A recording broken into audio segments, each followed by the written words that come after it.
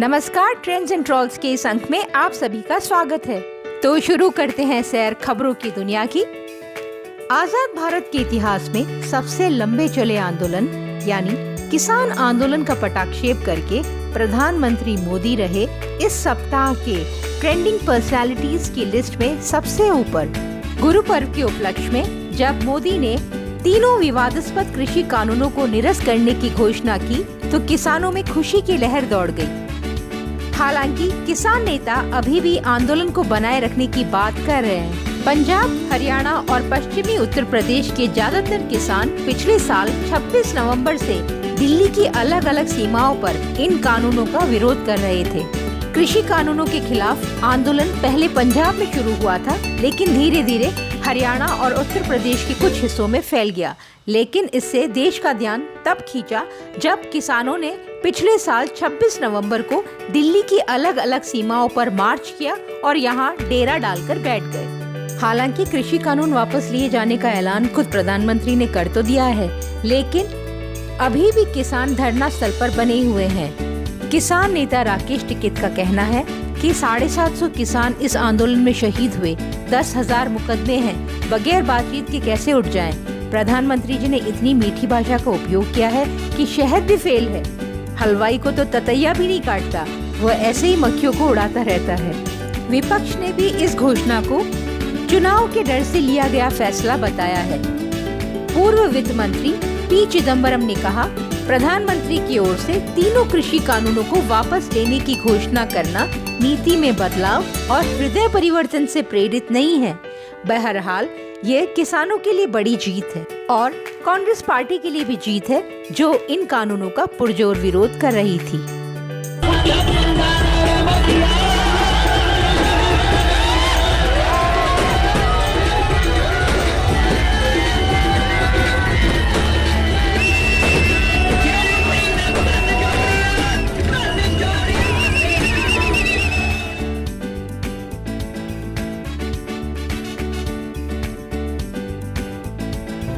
Number 2 पे Purvanchal express highway. UP में expressway का चुनावी इतिहास पुराना है। 2017 के चुनाव से पहले अखिलेश यादव ने आगरा एक्सप्रेसवे को चुनावी मुद्दा बनाया था। 2007 के चुनाव में मायावती ने यमुना एक्सप्रेसवे को अपने काम की उपलब्धि के तौर पर गिनाया, जिसका उद्घाटन अखिलेश यादव ने 2012 में किया था।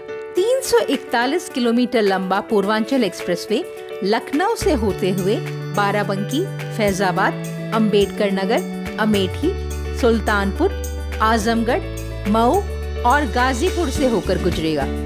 एक्सप्रेसवे के जरिए दिल्ली से यूपी के पूर्वी कोने तक 10 घंटे के अंदर पहुंचा जा सकता है।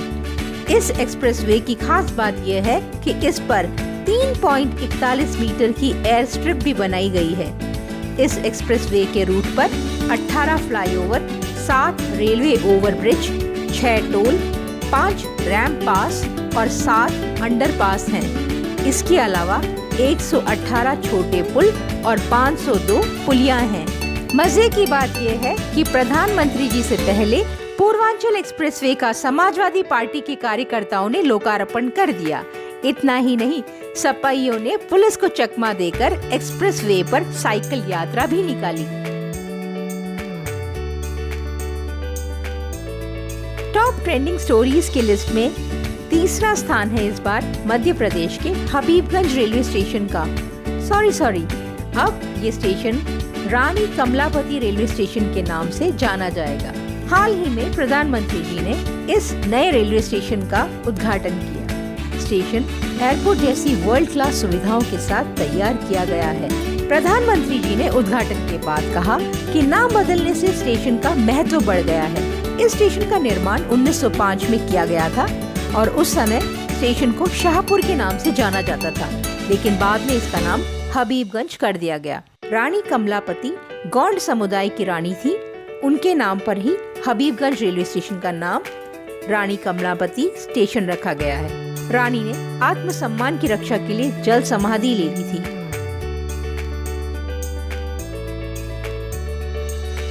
जब बात रेलवे स्टेशन की निकली है तो कुछ ट्रेनों की भी हो जाए। देश में कोरोना वायरस संक्रमण में कमी आने के साथ ही ट्रेनों की आवाजाही सामान्य होने लगी है। इसके साथ ही रेलवे की ओर से महत्वपूर्ण फैसले भी लिए जा रहे हैं। ऐसे ही एक अहम निर्णय में रेलवे ने ट्रेनों में दोबारा पका हुआ भोजन दिए जाने का ऐलान किया है। Indian railway catering and tourism corporation को हाल ही में भेजे गए पत्र में रेलवे बोर्ड ने कहा है कि ट्रेन सेवाएं सुचारू रूप से शुरू हो चुकी है और कोविड रोकथाम के तहत लगी गई पाबंदियां सार्वजनिक स्थानों से हटाई जाने लगी है। ऐसे में रेलवे मंत्रालय ने निर्णय लिया है कि यात्रियों को जरूरत के मद्देनजर ट्रेनों में पके पकाए भोजन की व्यवस्था फिर से शुरू कर दी जाए। इससे पहले नवंबर महीने की शुरुआत में रेलवे ने ट्रेन सेवाएं सुचारू करने की घोषणा की थी। उसके बाद ट्रेनों से स्पेशल का टैग हटा दिया गया था। अब सभी ट्रेनें फिर से रेगुलर नंबर के साथ ही दौड़ेंगी और इसके साथ ही स्पेशल किराए की जगह फिर से पुराना सामान्य किराया लागू हो चुका है।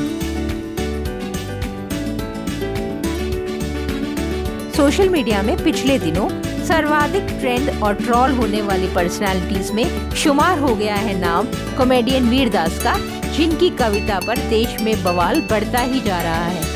सोशल मीडिया पर लोग उनको देश विरोधी बता रहे हैं और अब दिल्ली और मुंबई के तौर पर इसे दुनिया को बताना नहीं चाहते। हम असहिष्णु और पाखंडी हैं। अब बात क्रिप्टो करेंसीज की। सोशल मीडिया में इन दिनों क्रिप्टो करेंसीज को लेकर खूब डिबेट्स हो रहे हैं। सरकार पहले जहां क्रिप्टो एसेट्स को खरीदने, बेचने, उसकी माइनिंग करने सहित अन्य गतिविधियों को गैर कानूनी घोषित करने पर विचार कर रही थी, वहीं अब सरकार के रुख में बदलाव आया है और इसके लिए नियामक लाने की सुगबुगाहटें तेज हो गई हैं। केंद्र सरकार की ओर से नवंबर के अंत में शुरू होने वाले संसद के शीतकालीन सत्र में क्रिप्टो करेंसी बिल को पेश करने की संभावनाएं जताई जा रही हैं। माना जा रहा है कि क्रिप्टो करेंसीज का लेन देन करने पर निवेशकों को सरकार को टैक्स का भुगतान करना पड़ेगा।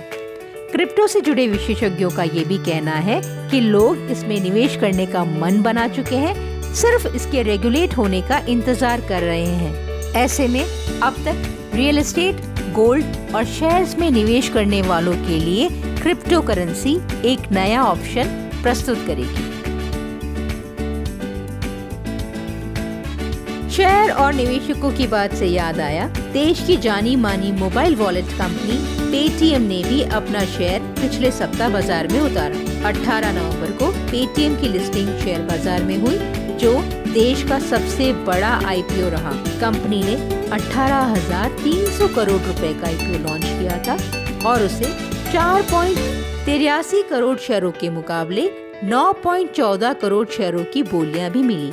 लेकिन जितनी उम्मीद की जा रही थी उससे भी ज्यादा खराब प्रदर्शन इस शेयर का रहा। कंपनी के शेयरों की लिस्टिंग के दौरान मालिक विजय शेखर रो ही पड़े। फाउंडर के साथ साथ निवेशकों को भी रोना पड़ा। शेयर बाजार के लिस्टिंग के पहले ही दिन पेटीएम के शेयरों में 27% की भारी गिरावट दर्ज की गई। पेटीएम के शेयरों में आई इस गिरावट के पीछे बड़ी वजह कंपनी का प्रदर्शन बताया जाता है। जानकारों का कहना है कि निवेशकों ने इस शेयर को लेकर कुछ ज्यादा ही सपने पाल लिए, लेकिन कंपनी के प्रदर्शन इस शेयर पर हावी रहे। लिस्टिंग के साथ ही पेटीएम के निवेशकों का 45,000 करोड़ एक झटके में स्वाहा हो गए। सोशल मीडिया पर ट्रोल होने वाली अभिनेत्रियों की सूची में एक नया नाम जुड़ गया है। बंगाली अभिनेत्री, फिल्म निर्माता और टीएमसी लीडर अपर्णा सेन का। पश्चिम बंगाल में बीएसएफ के अधिकार क्षेत्र को बढ़ाए जाने के मुद्दे पर बीजेपी और टीएमसी आमने सामने हैं और अब अपने विवादित बयान को लेकर अपर्णा सेन न केवल ट्रोल हो रही हैं, बल्कि एक कानूनी उलझन में भी फंस गई हैं। पद्मश्री पुरस्कार विजेता अपर्णा सेन ने बीते दिनों कोलकाता प्रेस क्लब में आयोजित एक कार्यक्रम में बीएसएफ पर अमर्यादित टिप्पणी कर डाली। सेन ने कहा था, सेना को जितनी शक्ति मिलनी चाहिए उससे अधिक दी जा रही है। उन्होंने कथित रूप से बीएसएफ जवानों के लिए बलात्कारी और हत्यारे जैसे शब्दों का इस्तेमाल किया। इस विवादित टिप्पणी के सामने आने के बाद बीजेपी नेता अनिर्बान गांगुली ने इस बंगाली अभिनेत्री को कानूनी नोटिस भेज दिया है और माफी की डिमांड की है। बॉलीवुड स्टार्स कटरीना कैफ और विक्की कौशल इन दिनों सोशल मीडिया पर अपनी शादी की खबरों को लेकर ट्रेंड कर रहे हैं। दावा किया जा रहा है कि ये कपल इसी साल दिसंबर की 7 से 9 तारीख के बीच में शादी के बंधन में बंध सकता है। खास बात यह है कि दोनों की शादी का वेन्यू भी तय हो गया है। कटरीना और विक्की कौशल ने अपनी शादी के लिए राजस्थान के बरवाड़ा स्थित 6 सेंसेस फोर्ट होटल को चुना है, जो लगभग 700 साल पुराना किला है। यह किला राजस्थान के सवाई माधोपुर में चौथ का बरवाड़ा मंदिर के सामने स्थित है। ट्रेंड्स एंड ट्रॉल्स के आज के अंक में इतना ही। अगले हफ्ते फिर मिलेंगे ऐसी ही कई रोचक खबरों के साथ। चैनल को लाइक, शेयर और सब्सक्राइब करना ना भूलें।